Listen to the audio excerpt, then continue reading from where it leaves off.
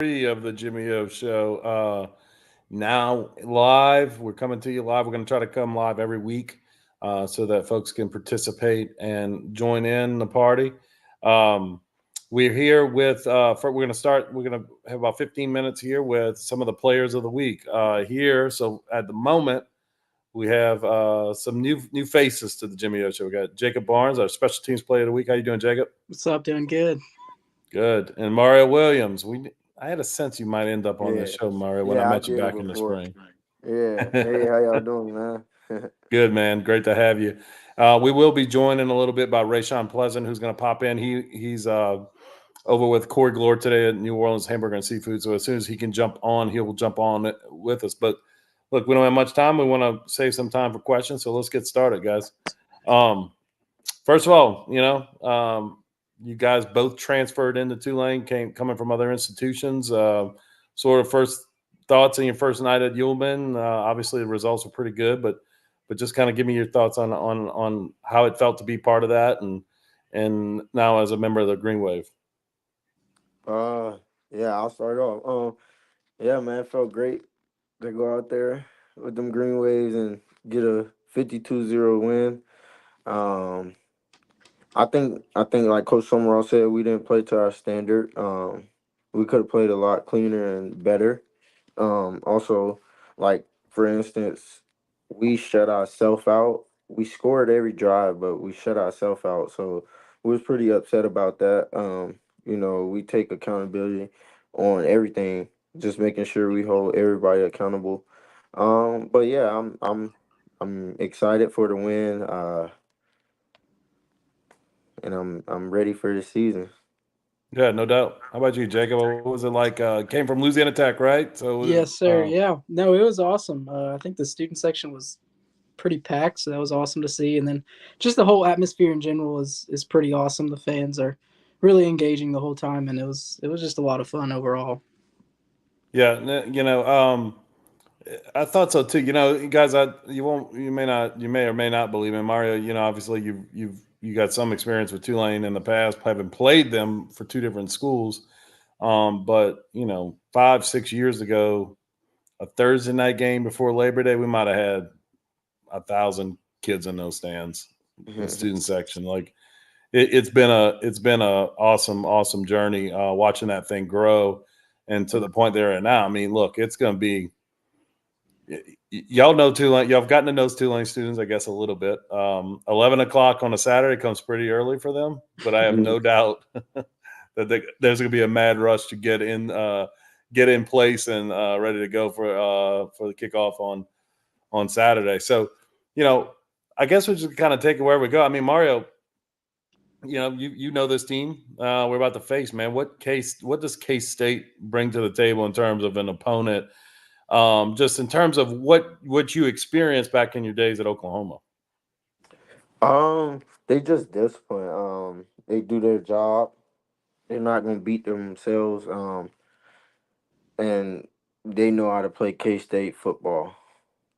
So that's one thing we've been harping on this week, like the discipline, like make sure we do everything right, and not just this week. But that was like a big emphasis coach put on. Like we need to be detailed because they're not gonna beat themselves. So we need to make sure we doing everything right, like I said, and just execute our job and do our job.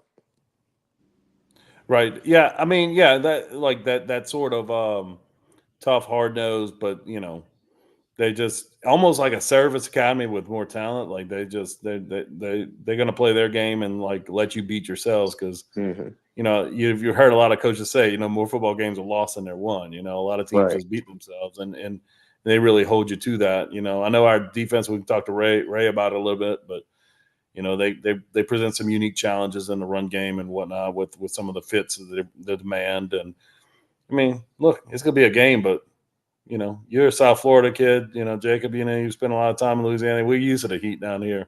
11 Yeah. o'clock on a Saturday, Yeah. I like to think that plays a little bit to our advantage. Um, and so All right, man. Well, Jacob, just take us a little bit through your journey, man. How'd you end up at Tulane, and sort of how's it been since you've arrived? Yeah, so I'm a 6-year senior, so this is number 6 for me. I did my 5 other years at Louisiana Tech, graduated in aviation there in aviation management. So I have all my pilot certificates, which is pretty cool. And really was just looking for a place that would be fun for me to spend my 6th year, a place that was going to win some games, a place in a cool city like New Orleans. And so, after year 5, I entered my name into the portal. Really didn't have anywhere in mind. And then Tulane reached out to me after the spring. And I thought there was really not a better place for me to come. So, yeah, I mean, I'm here now. I'm really enjoying it. I'm getting a graduate certificate in emergency management. So I think that can kind of help me along my future endeavors too. But yeah, I'm really, really loving it so far and glad to be a part of this team. Very good. I see Ray's about to pop in too. Look, so Mario, that got me thinking, man. With Jacob's background right there, when his NFL career or football career may be done, you'll be hitting big time by then. On that second contract, you might need a PJ pilot. Yeah, man. Call my boy. There we go. Your boy's ready to go, man. You Yeah, got a he's Call pilot me on up. there. Hey, I just got to see him fly the plane. maybe that what's our first road trip? Oklahoma. Hey Jacob, maybe we can negotiate with the boys in the There we go. cockpit. See Yeah, you can show off for your teammates a little bit. Need that. Here's a man who's just joined us who needs no aviation certificate, but I swear he was flying down that sideline. Rashawn, what's going on? What's going on? Hey, welcome to your first Jimmy O show, man. Appreciate you. Glad to I know be you've been around, but unfortunately, last year beset with injuries, just kind of waiting your turn and more injuries in the spring. And then now you finally got a chance to show out, and boy, you made quite a show on Saturday night. Appreciate you. So how's it feel to be out there for real, in game situation and getting to show what you can do? Really a blessing for real, bro. I came a long way, you feel me? Had a lot of adversity. It's just really a blessing. I just try to do whatever I can to make the most out of the opportunity for real. Yeah. Hey, now look, we all about it's all about family love here at the Jimmy O show, and I gotta say, a lot of thoughts went through my mind when I watched that return. First of all, I was like, wait, man, Ray Pleasant's a kick return. Okay, he must be able to move, and then we got to see it game 1. But the family love comes from how about the work our boy Tyler Grubbs did on that block, man? Nah, for real, bro. None of that was possible without him and Jello and everybody else that blocked for real. Now look, if we're having true confessions right now, that offensive lineman, I got the short end of the Tyler Grubbs stick. That look a lot like me in my playing year. Man, there ain't nothing worse for an offensive lineman than trying to bring down a defensive back on an interception return. I'm gonna tell you, because look, all those bigger, faster, stronger defensive ends and whatnot, they're just looking for ear holes, man. They're looking for ways to take you out, and you're not used to, like Mario. He's used to the looking at head on a swivel, being able to see it coming from all angles. We're not used to that. No, for real. Got to on offense. Hey. Yeah, we don't with those linemen. We don't know where the hit's coming from. Oh Lord! So Grubbs got himself a good one there. So man, look, looking ahead, K-State coming to town. What have you seen kind of in film study in terms of what they bring through the air? We know their reputation as a real solid run team, but like what sort of threats they pose to us through the air this upcoming week? They really got a really basic passing game scheme for real. They run a lot of mesh. They try to get a lot of explosive plays from unbalanced for real. But like it's really none too crazy for real. We just gotta do our job and just have great eyes and just execute the plan. Yeah, it's they're gonna try to create some explosive off of play action, I imagine, things of that nature, just because you got to respect the run so much, But we'll see. And Mario, on the other side of the ball, man, how's that defensive backfield look like? I heard Coach Summerall say on today's call, he felt like there were some matchups that we could take advantage of. Was one of those matchups you? Oh yeah, Or, man. oh, It's the whole offense. Always. Hey, the whole offense. Always.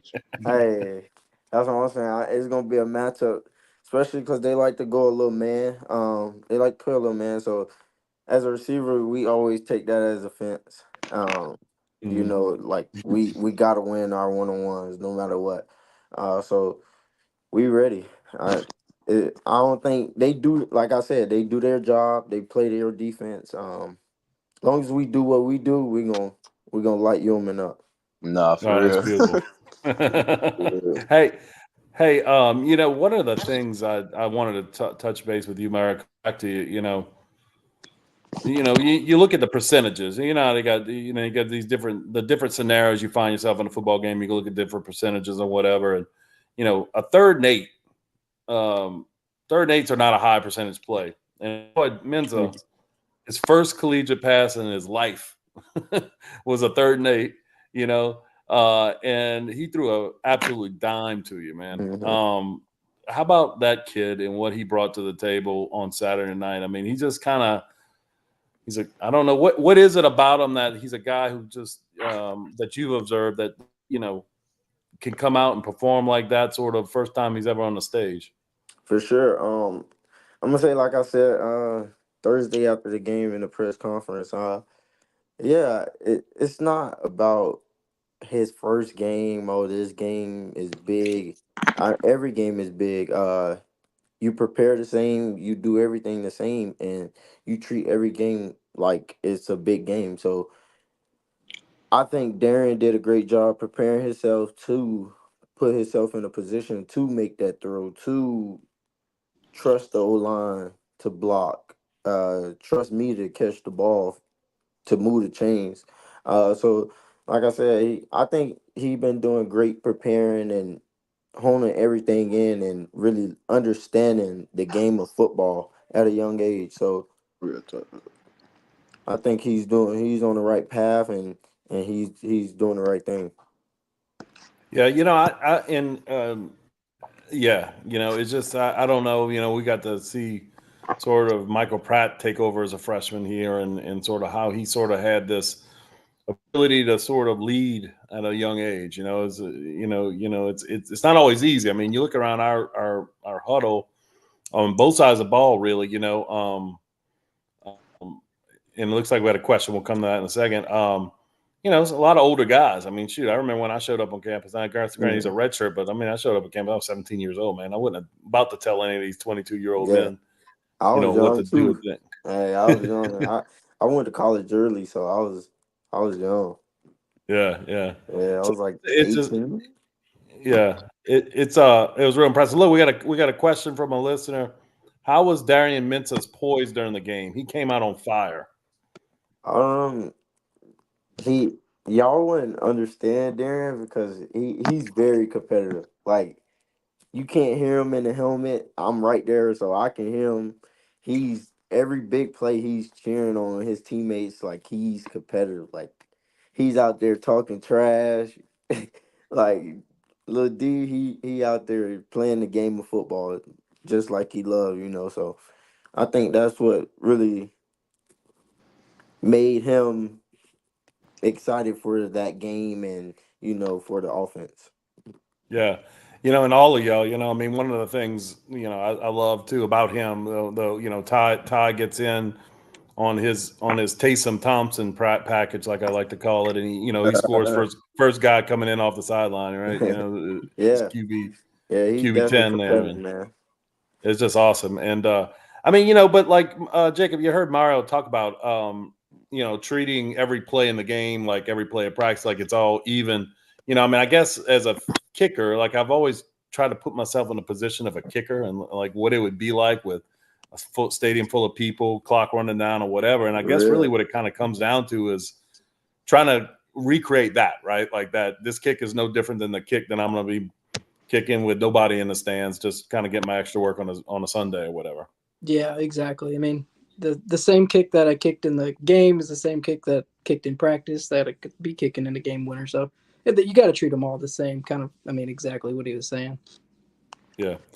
And then Ray, man, last question too, because we're right at the time. But okay, so I saw second team kick returner, on the first depth chart. Now we got the tutty from 101 yards. I mean, have you lobbied Coach McMahon and Coach Summerall on the crew? Said, hey, look, I can return. You can move me up there, man. I'm ready to return the kicks too. I mean, whenever they ready for me, I'll be ready. I ain't really stressing for real. No doubt, no doubt. Well, all right, gentlemen, I appreciate y'all time. Thank you for joining the Jimmy O Show.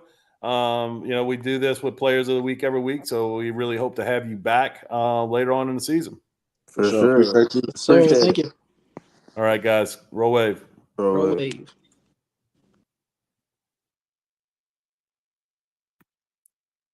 So, Jimmy, what were your overall thoughts? Like, it kind of seemed like in this game, I kind of felt like they picked up right where they left off last season. I mean, the Cats were rolling right from the start. Yeah, they did. I felt like there was some sloppiness. There was some special teams busts that were kind of I wasn't expecting, given the level of sort of talent we have and sort of experience in some of those units and the coaches that we have involved. But things happen. There was a long kick return given up, and that had something to do with where the kick ended up versus where it was intended to go. There was a running into the punter that extended the drive, and there was a muff punt that we were bailed out on. So kind of like three errors on special team to get you beat against a team like Kansas State. There's some run fit stuff that wasn't perfect that can get you beat against a team like Kansas State, but we're just so much bigger and more physical than Southeastern. It didn't matter. So that and then offensively, it was hard to really complain. I guess you can complain about, didn't really just have gaping run holes early. It took a little while to kind of really wear them down and get mashing on the ground. But I mean, Mensa was so good. Receivers were so good. And offensive line held up well in protection all night. So it was kind of, it was pretty nice on that side of the ball. So, like this is a really First game, man. Team, First game. Yeah. It's a really talented team. Obviously, Get it out. Complaints at 52-0 are kind of falling deaf ears type of things, but there's a lot of things that they need to improve, obviously, to sort of meet the challenges of the next 2 weeks. K-State and Oklahoma are no walk in the park. So, all right, let's bring on the next guy. We're good enough to get there. Yeah, let's do it.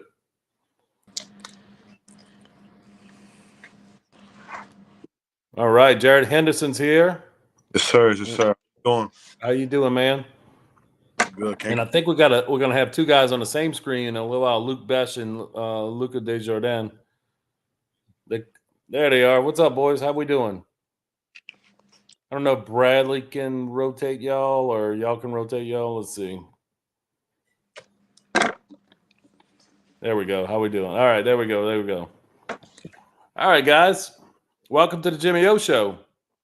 Sir, thank you. Man, y'all. So y'all were honored this week with the position of Job Taker of the Week.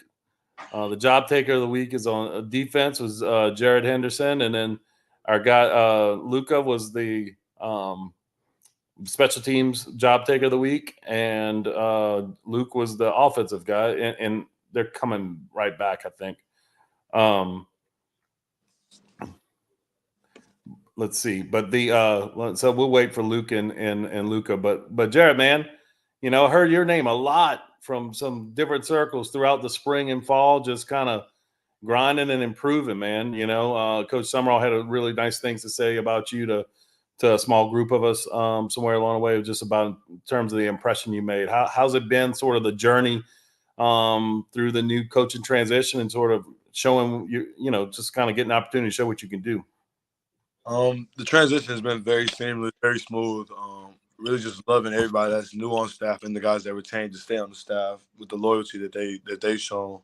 Overall, it's just been a great love, man. Summer was always enforcing just to make sure that we stay disciplined, stay hardworking, and to make sure we always protect the team. So it's just been a great time, just loving it so far. Everything's going so well. Yeah, no doubt, man. And we'll get to that question in a second. So, I mean, so part of what you have to do, in order to be a job taker, you got to be given a scout look to to the offense. I was an offensive lineman, so no offense is going to be taken. But I got my suspicion who the answer would be. But who's like just the nastiest, grossest guy that you have to deal with? You know, it's 2 hours at the end of the practice. He's just, slobbering and sweaty all over, and just no fun to be messing with. Okay, I thought we was talking about the meanest dog, most dog. If we're talking about the sweatiest, grossest, the sweatiest nasty, like, man, I don't want to put my hands on this guy anymore. I had to go with Shadre Hurst. Hey, okay, Shadre. I thought my guy Rimatich wearing my number might have been that guy, but no, Shadre. All right. Shadre works his butt off every practice. Nah, he works hard. Works his butt off every practice. You'll see him with puddles. Me and him had a couple times where we had full body cramps. We up in the training room together. That is one. One second, sweaty for sure. Him. Yeah, man. Oh, look, he's awesome. Look, great group you got to work against. And we'll come back to you, G, in a second. But I'll tell you what, we'll get to Evan Forsythe's question. He's got a question for you, Jarrett. How did he take the summer different from his others to improve his game? Yeah, man. Just I'm pretty sure I said this before. Just really just understanding what role I need to do. I'm pretty sure if you haven't heard, I was actually just close to being on the chopping block this past season, just from my prior and fractures, just not fully understanding what being a college, a student athlete is. So once I fully just understood everything that goes into it, I've always felt like I've had the talent to play with anybody, any team, especially my team. But once I fully just understood that, everything that goes into it, I just put it all together and just started building it up like Rubik's Cube. Yeah, that's awesome, dude. I love to hear, man. I mean, look, life comes at you with adversity. It always does, and it ain't so much about what thrown at you, but how you respond, and that's the type of response that's needed to be successful, not only on the football field but in life. So that's just awesome to hear. Now let's get to these other guys real quick. Luke, am I saying your name there? Desjardins? Yeah, Lucas Desjardins. It says Luca on my screen. Okay, it's Lucas. Sorry about that. I was like, I thought that's what I had earlier, but then okay, all good. And then of course Luke Besh. Boys, how we doing? Doing well. How are you? Yeah, I'm doing great. Look, y'all are here as job takers, but I mean, y'all are also guys, and Jared, you're the same way. I mean, you're guys that we see play in the games as well. It's not strictly a scout team role for you. I know, Lucas. I saw you. I don't know if it's kick team, which one I saw you going out there, but you might even be running with the ones with that unit. But just take us through a little bit. What was the week of preparation like? What sort of what were you trying to give? What sort of look were you trying to give? And what allowed you to be successful in terms of earning this honor this week? Yeah, I mean, it took the first game basically is always tough because you're not used to going full speed. So, the coaching staff and Coach Mack does a great job. He's one of the best to do it in the business. And, he just really pushes us to go full speed because, you haven't played in months and months. So going out on special teams, it's really tough for players to adjust to game like speed. And I did that. And, you still get reps even on scout team, on special teams over the years. And you really hone into what the coaches are saying. And it, allows me to have success. Mm-hmm. How about you, Luke? Yeah, I would say the same thing. The coaching staff challenges us to, bring it every day. And if it's our job to give a look, then we better do our best to, give them the best look that we can. Now, were you responsible for being Lewis, or who's the slot guy for that squad? He can move, man. He's a good receiver. I had the number 9 jersey on all week. Yes, sir. Very good. All right, man. That's a tough role to fill. That's a good player.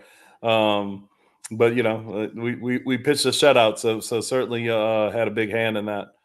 So look, I don't know how many of y'all's parents attended the parent tailgate this week, but I'm gonna tell y'all right now, my guy, he wasn't talking smack, and I didn't challenge him with this, but Sean Preston, Shaz's dad, we were from the same parish, and we were kind of scheming about how he's going to bring out the big black cast iron pot and do a pastelae or something like that for the crowd. I was like, I'm thinking we need to create a parent cook-off challenge, but Luke, I kind of feel like your dad's got a little bit of an upper hand. Are we going to have to handicap this somehow? What do you think? Like, how can we tie one hand behind his back to where we make it an even challenge in a parent cook-off before a game?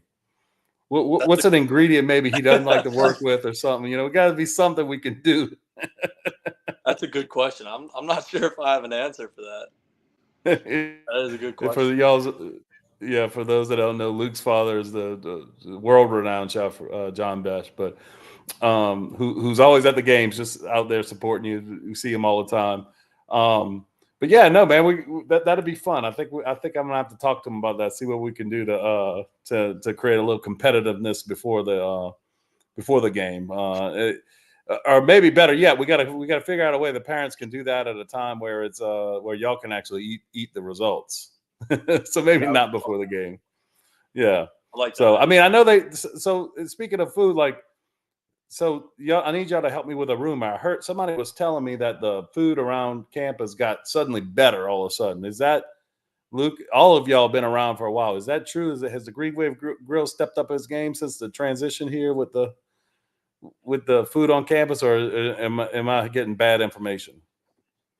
I think you're getting good information. From my point of view, I think it's getting a little bit better. Okay. Yeah, that was one of the complaints I always got. Is like, of all the things running the collective, whatever you deal with, like the one thing I was like, look, there's a limit of what I can help with, like getting your food situation fixed for breakfast or whatnot. That's probably beyond my ability to help you with. But I know there was a big transition there, and certainly in the Glazer room, I could tell you it was pretty strong. So Aramark, the new folks, they did a good job with that. But well, guys, producer Bradley, we have any other questions from the audience? If not, how about y'all? What do you want to talk about? What are we looking for in terms of K-State? What y'all think we got to look at in terms of the looks we got to create this week in order to be successful on Saturday? Well, obviously, K-State runs a very particular type of defense. They run a 3-3-5, so they got 3 high safeties. So it's a unique look, something that we don't really see as an offense every day, but we've been practicing this look since camp, and I think we're going to be ready for it. But it is a very unique defense, and they have obviously a very fundamentally sound team. Yeah, what we just talked about, Jared. I think you were holding a finger up. Did you have something you wanted to add to that? Yes, sir. Offensively, I would go to say they're a little bit similar to some of the run schemes they run with Southeastern, but they have a guy, a freak athlete, I'd say, at a quarterback. We're feeling very confident. All we gotta do is just execute. If we handle business up front, I really don't think there's too many teams that can really just play with us. I feel like that the D line really just has to execute and do what it needs to do. Yeah. Well, and that's the tone setter. Because when I think of K-State, I mean, what Lucas is talking about comes to mind. But the other thing is they're always nasty and physical up front defensively. Yes, sir. And they make it hard on you to sort of kind of pound them into submission on the ground, and then so you go to the air, and then now the looks are a little different because you're throwing into this sort of 3 safety, a lot of rotation, so you don't necessarily know 3, 2, 4. What's the coverage? Where's it coming from? It's coming from different angles, pre-snap to snap, and all that, and it's just kind of a confusing look. We do have a young quarterback, even if he acts like old man, like in terms of once the ball snap, he looks like he's been doing it forever. It's just it's a tough deal. But the team that plays harder, faster, smarter. When you look at teams that are probably pretty evenly matched talent-wise, unlike most teams that are in the so-called G5, you guys don't lack for talent against very many. We're a very talented team, and so it kind of comes down to who executes better. That comes down to and who's tougher, and so we proved that we were there better 2 years ago in Manhattan. Now they get to come to our place. We hope to get the same results, right? Of course, of course. Exactly Absolutely, right. boys. So, well, look, man, thank y'all for coming on to the Jimmy O Show. It was a pleasure to have y'all. This is the first show of the new season. We'll be coming every week. I guess we haven't actually established that. In last 2 years, we've come on only after wins. I don't think people realize that because there were so few losses, but we only did after wins. I'm expecting more of the same. So I'm saying every week, maybe we'll take a week off or two, but I'm not expecting that. I want to see y'all win them all. So let's just plan to do it every week. All right. Yes, sir. I hope to see you Sounds soon. great. I want to keep having y'all on. So y'all keep grinding, keep working hard and doing your part. Well, that'll do it, guys. I appreciate it. Y'all can sign off now. I'll wrap up with Bradley real quick, but I appreciate y'all coming on. All right, Jimmy, what a way to start off the season. Week 1 win, great group of guys. Yet again, Tulane's players are always showing a lot of class, poise, and some real athleticism and fierce competition out there, man. Yeah, man. No, look, it's something. I mean, like all those three job takers. I mean, those guys are all first team guys. 10 years ago at this place, and they they worked hard, they get their reps, etc. But like it's just speaks to the level of skill that's there present now, and it's just exciting times, Bradley. Like like I said on the show earlier, that student section was a ghost town a lot of times since the Human Open. We're celebrating the 10-year anniversary this Saturday, and 10-year anniversary of its opening, and really like it's just the vision sort of that went into building that building has now come to fruition. Like you're talking about, you're giving students a student experience that that they'll remember for a lifetime. It's one of these things where like they're packed, they're on top of each other, they're having the time of their lives. It's like your alma mater, like you were in the band, but like those kids that were in the stands, they had the time of their lives, right? And that's the type of thing that makes fans for generations, and it's so important because that wasn't a big part of the Tulane experience for 4 years. There was a ton of internet chatter over the weekend about how amazing the atmosphere was at Ullman. So, and I'm talking about from like other teams watching it on TV. It came through the television. Yeah, and that's for a Thursday night pre-Labor Day in front of against Southeastern. Southeastern. Yeah, Saturday's gonna be off the chain, I think. So yeah, it's gonna be like the Ole Miss game last year, So yeah, well, let's get a win. Let's go get it, man. Well, thanks for helping us out, Bradley, and we hope, like I said, hope to be back every week this year, and appreciate everybody tuning in to the Jimmy O Show. All right, if you have not done so, yeah, you got to learn dance. Please go to fearthewavecollective.com. It's a different website than the past one. This is the sort of the new venture that we're doing, where you can become a member to the Fear the Wave Collective, $25, $50, and $100 a month, get you different levels of benefits. But everyone who subscribes at $25 level get access to our exclusive content, sort of behind the scenes content. You get information. We broke the starting quarterback news first. We have the recruiting list. We have information that you literally are not going to get anywhere else. We have a blood oath with everyone that they not share it anywhere else. So you got to subscribe in order to get the juice. But come on in and join the family. There's a lot of other great content as well. So please join us there. And if you have any questions about the collective or the nonprofit, which is still going, you can always reach out to me or Michael.